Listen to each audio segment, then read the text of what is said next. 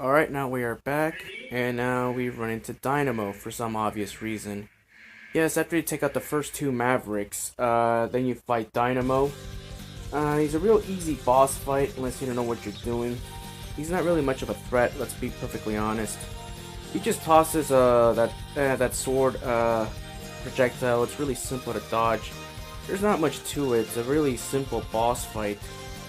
And with Zero, this boss fight is a joke because he has his Z-Saber combo attack along with Grizzly Sash's slash attack, so it's really, you know, a joke, let's be honest. And Dynamo's main purpose for this game, I mean, he's a henchman for Sigma, and he's the main reason why, you know, he's been causing all these issues with the whole Sigma virus.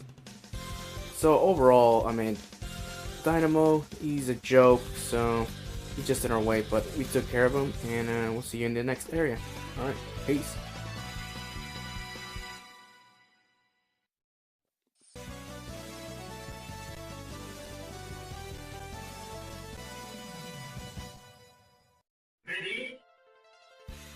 Alright, did you get that?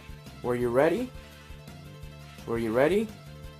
Oh, I hope so, because this is by far the worst stage in the game, which is Squid Adler stage. A lot of us can't stand this stage, especially as X, because you have to collect all 8 of those orbs if you want to get the Dr. Light capsule, which is on that side, which Zero just destroyed that right armor. And yes, but thankfully we're Zero, we don't have to get light capsule parts, thankfully. So you need all 8 orbs in order to open that door, in order to get the head part for the Falcon armor. It's a real pain in the ass, but we're playing as Zero, so this stage shouldn't be too difficult. Unfortunately for this stage, our annoying gimmick is we have to open doors right here that are guarded by electrical wires. Now for X it's a lot easier because, you know, you can shoot from long range with your X Buster, but for Zero you have to get up close with your Z-Saber, and even with Grizzly Slash's Crescent Slash attack, you still gotta get very close, and you can still take cheap damage, but nothing that you can't handle. So yeah, like I said, I mean, I don't know why, you know, Capcom decided to go with the Japanese names for the Mavericks. I mean, I understand it's copyrights when they re-released it for the Legacy Collection 2, but you know, a lot of people that grew up playing, you know, the X series, especially X5, you know, they always want to refer to their English names or their Western names. It's just their English names just sound more badass. I mean, you know, Squid Adler, cool name. You know, Duff McWillen, of course. Like, come on, like Volt Kraken, that just sounds so boring and generic. I already mentioned this in my last part, but it's just boring. And speaking of boring, this stage is not as bad as Duff McWillen's stage. I mean, it's not an auto-scroller, thankfully. Oh, could you imagine if this stage was an auto-scroller? If that was a Kaizo hack of this game, wouldn't surprise me if there is. It probably would be an auto-scroller. So yeah, so here's some extra hostages. We don't have to rescue them. Apparently with Zero, I read that if you rescue Reploids, like a lot of them, before you get to the final stages, because remember it's RNG based. I should have probably explained this in part 1, but if you play the entire adventure as Zero, and if the colony, if the Enigma Cannon, and if the shuttle both fail, then you lose Zero for the entire rest of the game, and then you're stuck with a very weak X. So yeah, so this game is very RNG dependent, so make sure that if you're gonna play through the entire game as Zero, make sure that you save before you fight the final Maverick, and don't save after you get your final item, because you can't save scum to progress. Just a little tidbit here. Alright, so we're getting to the last part of the stage. Yeah, I really didn't talk that much about the stage. Well, it's boring. It's self-explanatory. I mean, the enemies are boring. So what do you want me to say? We've already gone through this area with X, and we take on the boss. Yeah, so Squid Adler is basically he's a retired maverick, he's a retired maverick. Apparently with X, he does have a problem with X because X, killed Launch Octopus. It's even mentioned that in the remake. Because in the original it was called Octopardo. I'm assuming that's the Japanese name. But hey, what do you expect? Launch Octopus was a full-fledged maverick. So we have to do our job. But Squid Adler, this fight can be tricky, especially the second phase of the fight, when he electrifies the floor, and then he has an annoying box in the middle, and he electrifies that. But, he's a joke right here. Like I said, I'm playing this game on easy mode just to move along quickly because of time constraints. But I will make it up with X6. Alright, peace.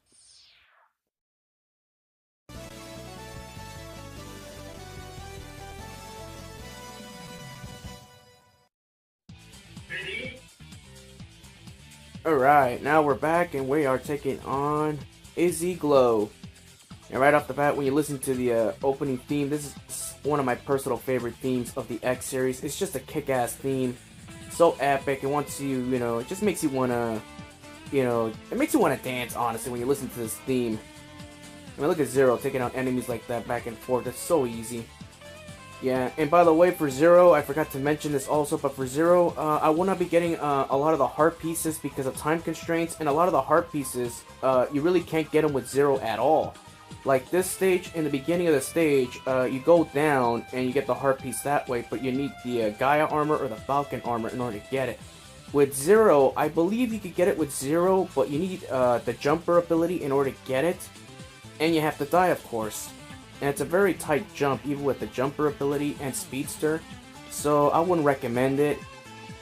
Other than that, for Zero, this game is a lot easier to play as Zero, so I don't really need all the health upgrades. So, yeah, so we're already done with the first half of the stage. Now we go on to the second half of the stage. And Capcom already showing that they're a little bit lazy because they ripped this part straight from Split Mushroom stage. Spiral Staircase returns again. Oh boy. Yeah, but here it's just as easy as it was in X4. And now we have our typical mini-boss, which is the laser mini-boss. So we have to take out the one that has the black laser beam. The other two are just in the way. They're decoys, basically. And at Zero, this is much more difficult because we got to get up close, where for X, we can at least keep our distance. But it's nothing we really can't handle.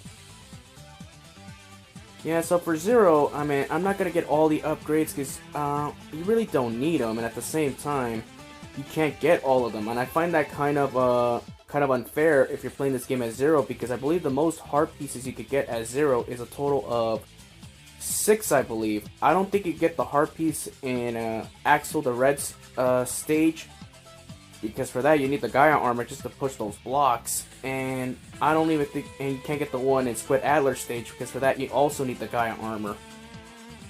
Yes, the Gaia armor's main purpose is to get heart pieces. Like, Capcom, what the hell were you thinking when you designed this game? Like, the one thing I will give X6 a positive note on is that it's better with its backtracking. Alright, we're done with that mini-boss, thankfully. Now we teleport out of here, because quite frankly I had enough of that area, and now we progress to the rest of the stage. And I love how they throw that cheap enemy at you, and I use my face as a shield. Twice apparently. And now we have these laser things chasing us. They can be taken out easily with Grizzly Sash's weapon. That's its main weakness. And up there is the armor piece from for X. Yeah, it's hidden, but it shouldn't be hard to find. I mean, if you're exploring, you should just search that area if you're trying to get all the upgrades. Well, we're Zero. We could just, just run and slash. Simple gameplay. And unfortunately, Alia keeps interrupting us. Why couldn't the Legacy Collection 2 give us the option to shut off Alia? You did it in X8, Capcom, what the hell? But oh well, we're already done through the stage, and we're about to take on the boss. Yeah, so Dr. Izzy Glow. Yeah, apparently his Japanese name is Shining Firefly. Again, generic. What a generic, boring name. It's not really memorable when you think about it. When you think of all the Maverick bosses from X1 all the way through X8, all their original names, do you honestly find the X5 Maverick bosses, intriguing, even with their Japanese names? I don't. I find them boring. I find them unmemorable. That's why they're more memorable with their English names. Just because it has that connection with the band Guns N' Roses. Yeah, so Izzy Glow is a really simple boss fight, and he didn't get to show off his laser beam attack, because we killed him easily. Yeah, but like I said, for time constraints, we gotta go fast, and for Zero, we get the job done. Because we're badass. Alright, later.